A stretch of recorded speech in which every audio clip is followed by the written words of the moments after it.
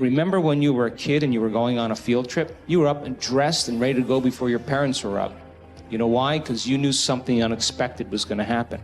That's how we should live our lives, waking up with the understanding to expect the unexpected. It's a scientific fact that the hormones of stress downregulate genes and create disease, long-term effects. So if it's possible that our thoughts could make us sick, is it possible that our thoughts could make us well? The answer is absolutely yes. We always have to update our versions about reality because it's the only way that we adapt. Don't believe everything you've read or heard. Grab a snack and chew on today's lessons from a man who went from studying biochemistry and neurology growing up to becoming a best-selling author and one of the most sought-after speakers in the world. He's Joe Dispenza, and here's my take on his top 10 rules of success. Enjoy. Okay, let's kick it off with rule number 1, be a creator of your own world. The Newtonian world is all about the predictable. It's all about predicting the future. But the quantum model of reality is about causing an effect. The moment you start feeling abundant and worthy, you are generating wealth. The moment you're empowered and feel it, you're beginning to step towards your success. The moment you start feeling whole, your healing begins. And when you love yourself and you love all of life, you'll create an equal. And now you're causing an effect. And I think that's the difference between living as a victim in your world, saying, I am this way because of this person or that thing or this experience. They made me think and feel this way.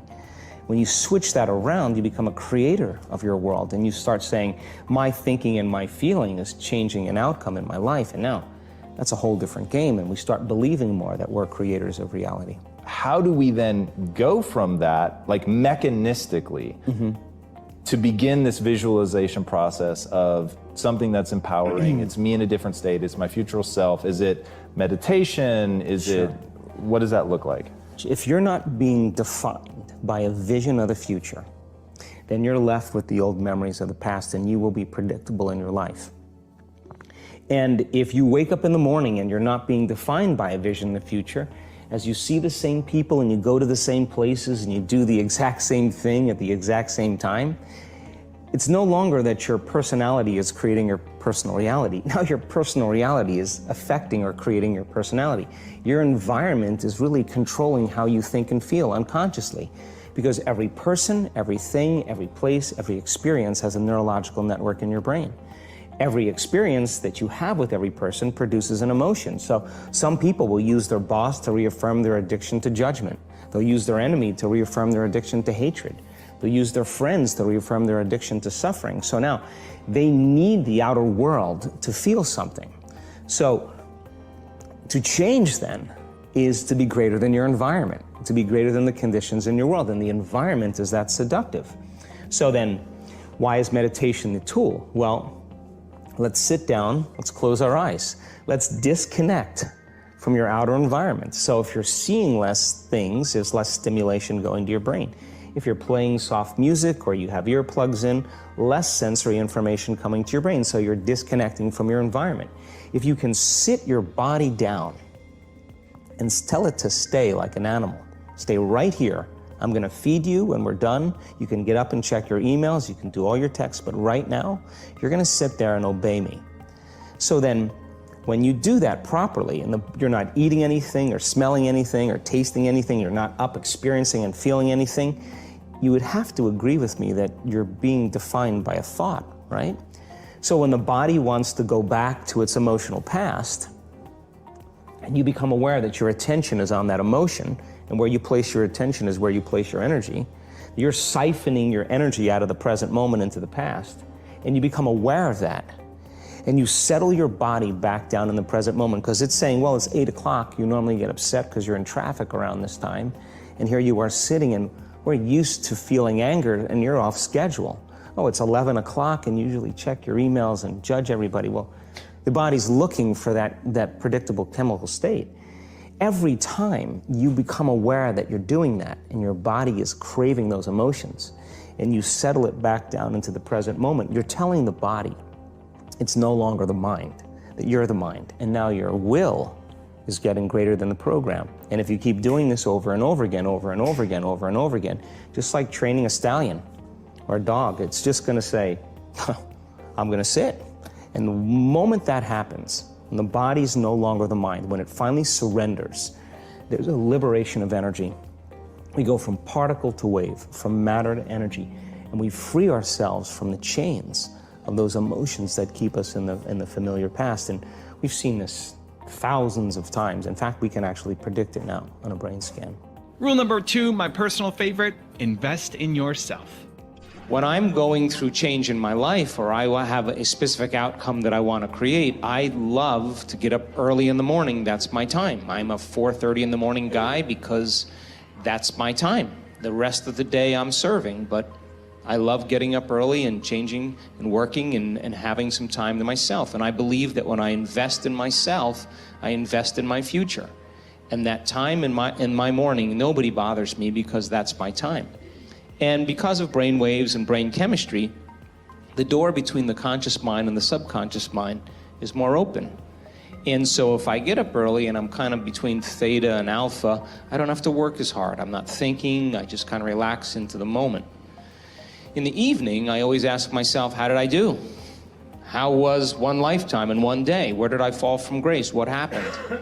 And so then when I look at seeing how I reacted to someone or something, or I made the choice that I could have made a better choice, I naturally, and we all do this, begin to think, well, if the same situation happened again, how would I do it differently? And that's the act of beginning to come up with a new plan. The act of rehearsing it in your mind begins to install the circuits in your brain, priming your brain so that when the next experience happens, you could modify your behaviors to do a better job in life. That's called plasticity. So it doesn't matter for me what meditation I do any longer. I like to just get up in a new state of being. I have people say to me, hey, I missed my meditation today, like I'm supposed to go like this or something. And I say to them, eyes open or eyes closed? You know, well, eyes open or eyes closed. You know, when you're passionate about something, you know, when people can't get up in the morning and they can't get out of bed, I'm going to tell you why. Because they can predict the feeling of everything that's going to happen in their life. And their body's resigned to the familiar. It says, oh, another mundane day. But remember when you were a kid and you were going on a field trip? What happened then? You were up and dressed and ready to go before your parents were up. You know why? Because you knew something unexpected was going to happen. That's how we should live our lives. Waking up with the understanding to expect the unexpected, and something unusual should happen in our life as a result of our efforts. And it's just those beginning moments where it begins to happen that we begin to prove to ourselves how powerful we really are. So take time in the morning and the evening and the rest of the day. Check in with yourself at certain times to see if you're still in that energy. And if you're not, excuse yourself for a second, raise your energy, and step back into your life. And if you keep doing that over and over again, you'll become less frustrated, less impatient, less judgmental. It'll just become something of the past, and you'll be someone else. Rule number 3, be comfortable in the unknown. The hardest part about change is not making the same choice as you did the day before. And the moment you decide to no longer think the same way, make the same choice, act the same way, create the same experience, or live by the same emotion, it's going to feel uncomfortable. It's going to feel unfamiliar. There is going to be a certain amount of uncertainty and unpredictability. And the moment you feel uncomfortable, you just stepped into the river of change. Now, most people, the moment they feel uncomfortable, they return back to the familiar state of the mind and body. They start thinking the same way, acting the same way, feeling the same way, and they say, this feels right. No, in fact, that feels familiar. Now, going from the old self to the new self, is the neurological, is the chemical, is the biological, is the hormonal, and even genetic death of the old self. That void, that place of uncertainty, that unknown, is the perfect place to create it. And if you and I can become comfortable in that unknown and begin to decide who we do want to be. In other words, many people say when they're in that unknown, I can't predict my future. This doesn't feel right. Well, the best way to predict your future is to create it, not in the known, but in the unknown. So what if you said now, what thoughts do I want to fire and wire in my brain? What behaviors do I want to demonstrate? And if you were to close your eyes and begin to think about how you are going to act, the mere act of mentally rehearsing who you're going to be begins to install the neurological circuits in your brain to look like the experience has already occurred. Now, what that means is that the brain is primed in its circuitry to no longer be living in the past, but now living in the future. Rule number 4, improve your lifestyle. As I said, 70% of the time, people live in stress, and living in stress is living in survival. Now, all organisms in nature can tolerate short-term stress. You know, a deer gets chased by a pack of coyotes. When it outruns the coyotes, it goes back to grazing and the event is over. And the definition of stress is when your brain and body are knocked out of balance, out of homeostasis. The stress response is what the body innately does to return itself back to order. So you're driving down the road, someone cuts you off, you jam on the brakes, you give them the finger, and then you settle back down and the event is over and boom, now everything's back to normal. But what if it's not a predator that's waiting for you outside the cave, but what if it's your coworker sitting right next to you? And all day long, you're turning on those chemicals because they're pushing all your emotional buttons.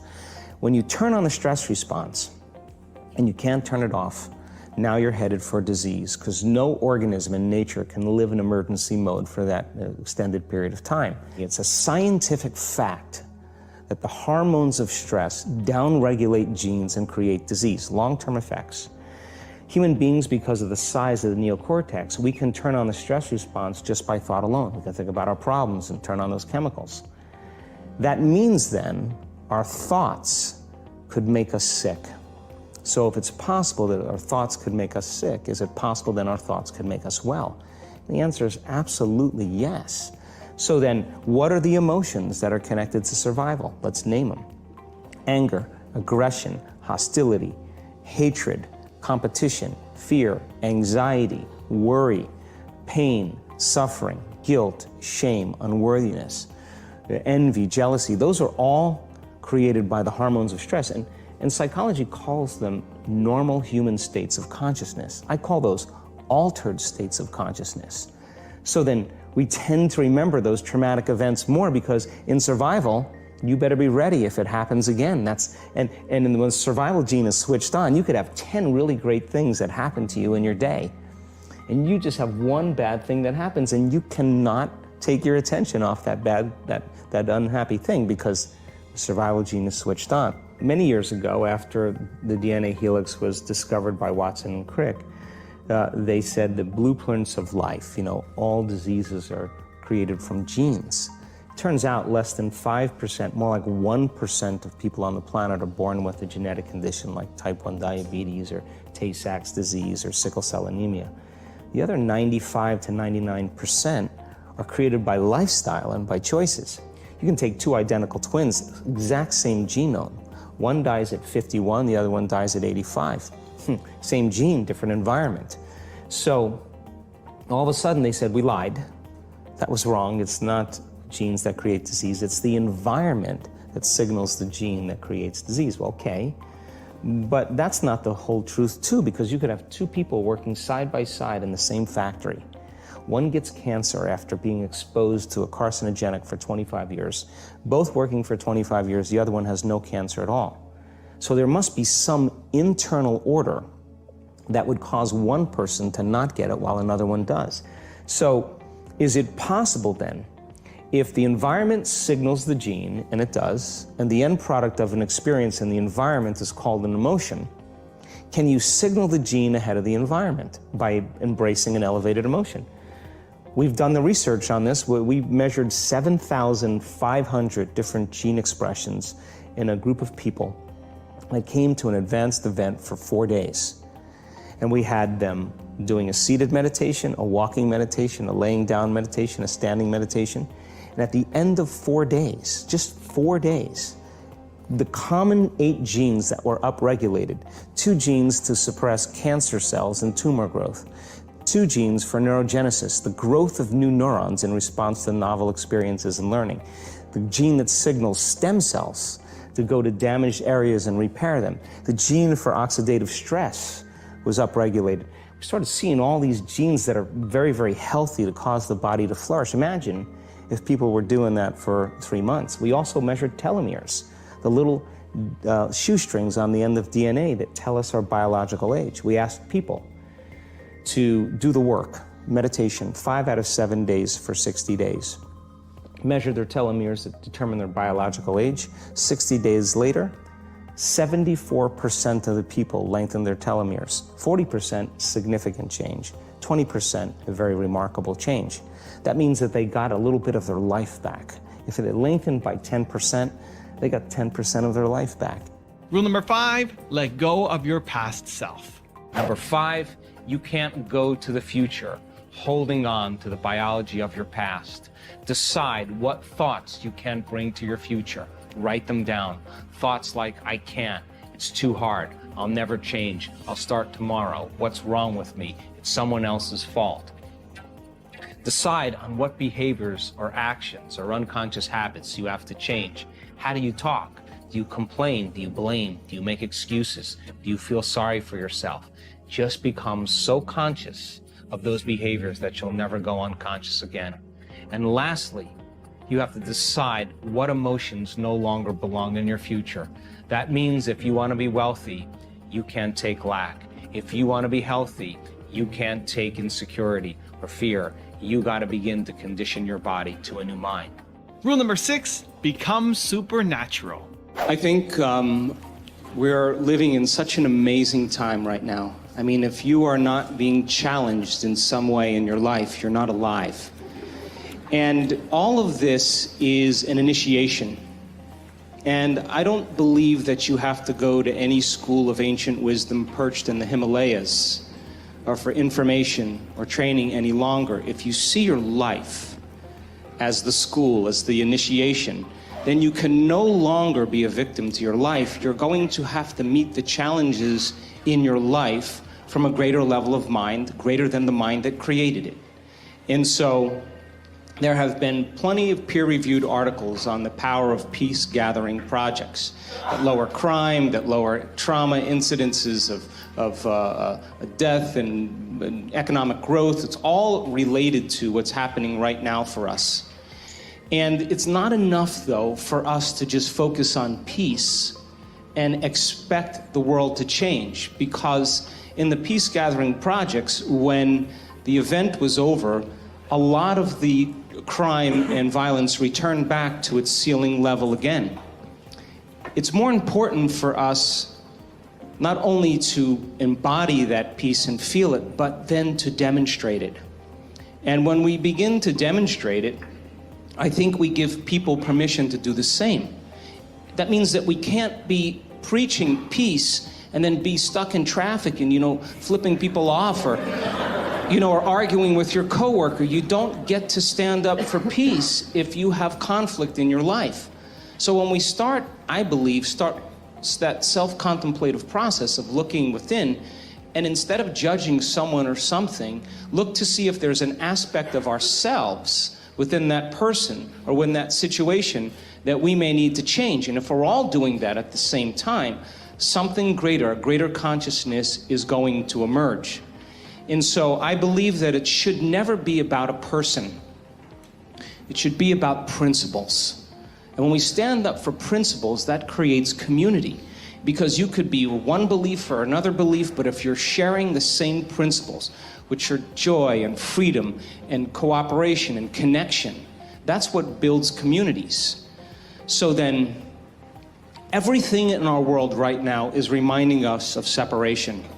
Whether it's war, whether it's violence, whether it's political deceit, whether it's prejudice, all of those things cause us to live by those stress hormones. And when we're living in that state of survival, we're not trusting, and we become more selfish. So then, starting our day asking ourselves, what would be the greatest expression of myself I'd like to present to the world? And then making the choice to not get up until we are that person, I think that begins to demonstrate greatness. And when there is adversity and when there are challenges in our life, the question, of course, becomes, how do we become supernatural? And that means we're going to have to do what feels unnatural at first. When everybody else is in poverty and lack, that's the time to give. When everybody else is in fear and vigilance, that's the time to show courage. When people are angry and hating and prejudiced, that's the time to show compassion. When people are competing to rush to get to the top, that's the time to change your energy and draw the experience to you. And if you keep doing what's unnatural over and over again, sooner or later, you're going to become supernatural. Rule number 7, don't make excuses. There was another thing that you said that I thought was really powerful about how insights themselves are essentially inert. They don't do anything. What then do we do with an insight? How do we take a breakthrough moment and make sure that it's not just a breakthrough moment? Like, I guarantee people watching right now are having like 100 aha moments. For sure, that was definitely the case for me as I was researching you. And when you said that, I was like, and that's the danger, that you have the aha and then nothing. Yeah, and it is a danger, because then people will shrink back into mediocrity, and they'll use the insight to excuse them from taking a leap. They'll say, yeah, I have a chemical imbalance in my brain. Yeah, my father was really overbearing. He was a perfectionist. That's why I am the way I am. People, they come up with stuff to excuse themselves. The insight is actually giving them permission to stay limited. And it's an amazing idea, because they'll say to you that they really want to get over their anxiety. But let's take your ex-husband, let's put him in a straitjacket, let's duct tape him and shoot him to the moon. Now what? What are you going to do now? You still have to make those changes. And so then when the person's enemy dies, or something shifts in their life, and that person's gone, they'll find another person to hate. This is just how we function as human beings. We just slide another reason to feel those emotions. So I think when people start to understand this, I think knowledge is power, but knowledge about yourself is self-empowerment. Rule number 8, become truly present. I think that in order for us to truly change, we have to get beyond ourselves. And that is one of the arts of transformation. And with the moment we are completely in the present moment, we cannot be running a program. It turns out, coincidentally, when we're truly in the present moment, all possibilities in the quantum field exist in the eternal now. So when we're truly present and we take our attention off our body, off of people in our lives, off of things, off of places, and even time, that's the moment, as I said today, we become pure consciousness. That's the moment now we are no longer playing by the laws of Newtonian physics. That's the moment we no longer have our attention invested in this three-dimensional reality. And where we place our attention is where we place our energy. So then the moment we become nobody, no one, no thing, nowhere, and no time, that's the moment we get beyond ourselves. It is that act of being in the present moment that allows us to see new possibilities that we could never see from the place where we are stuck in our own programs and personality. The act of doing that, as Bruce said, is a skill, and it requires feedback. And feedback happens in a couple ways. One way you get feedback is to begin to measure the changes you see in your life. Another way is that you feel differently. Another way is that the voice in your head goes away that's telling you can, it's too hard, you'll never change. This process, if it was easy, everybody would be doing it. And yet we are piercing a veil where people are waking up and they're beginning to take their power back. We already innately know how to do this. All we have to do is keep practicing until we start seeing those wonderful, wonderful feedback mechanisms happening in our life. The moment you start seeing those changes taking place in your life, you are going to pay attention to what you did to cause it. And the moment you pay attention to the cause of that action, you're no longer thinking that it's something out there that did it. You're beginning to realize it's what you did inside of you to produce it. That's when we begin to take our power back. Rule number 9, keep going. We have people that have been abused. We have people that have been traumatized, that have been assaulted. We have people that have had very, very difficult pasts. And have you ever heard me say to revisit the event? No. Have you ever heard me say that? Never. do we need to revisit the event, because once you do, you open the box. But what we want to do is overcome the emotion, because that's just what's lasting from the event. Living in guilt or grief or shame or unworthiness. I had someone tell me they lost a loved one the other day. And I said, well, okay, how long have you been grieving? Oh, about a year. Oh, really? Okay, well, suppose it was you that left and you were looking at the person you loved moping around for a year. What would you say to them after a year if you truly loved them? Get over it and have a happy life. I'm doing great. You should make yourself happy. You really love me? Live a happy life. That would be the greatest testament of love for each other. Because if you're suffering, then you're making this hard on me.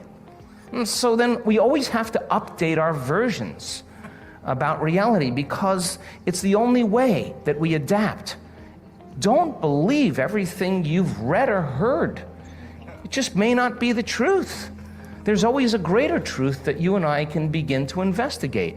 Surely someone in eternity has had a similar problem as you and I, and they've gotten beyond it. Yes or no? Yes. So study that person. You want to be wealthy? Study wealthy people. Don't just have some panacea that you're just going to get wealthy. Read about wealthy people and find out that they lost everything and failed miserably 20, 50 times. But what they had as a characteristic, a quality in their personality, is they were persistent, and they kept changing, and they kept forgiving and letting go of the past and kept going. And sooner or later they ran into it, and when they had all the money they wanted, it was never about the money. It was just about that they could prove to themselves that they can do it. And you and I are no different than that. But if you can't create a future because of some emotion that keeps you in the past, you're going to have to square off with that emotion.